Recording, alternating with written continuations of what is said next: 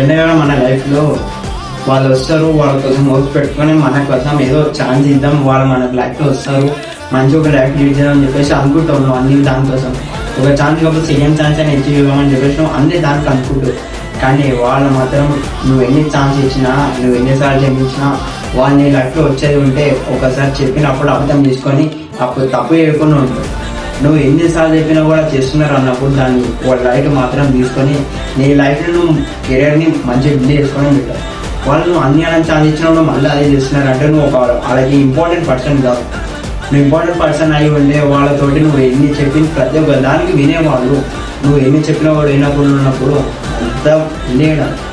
నువ్వు వాళ్ళకి important person కాదు అసలు.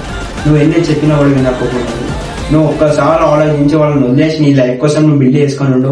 నీ కెరీర్ నువ్వు ఏందో నువ్వు చూసుకోను, మంచిగా ఒక లైఫ్ లీడ్ చేయి. అప్పుడు నువ్వు అనుకుంటే పక్కా నీ ఇంపార్టెంట్ పర్సన్ అంటే నీ దగ్గర రీచ్ అవుతాను, నీ కోసం మాట్లాడి ట్రై అనేది చేస్తాను. సో దాంతో గుర్తుపెట్టుకో, నేను చెప్పింది కరెక్ట్ అంటే ఎక్కువ జస్ట్ ఫాలో చేసుకుని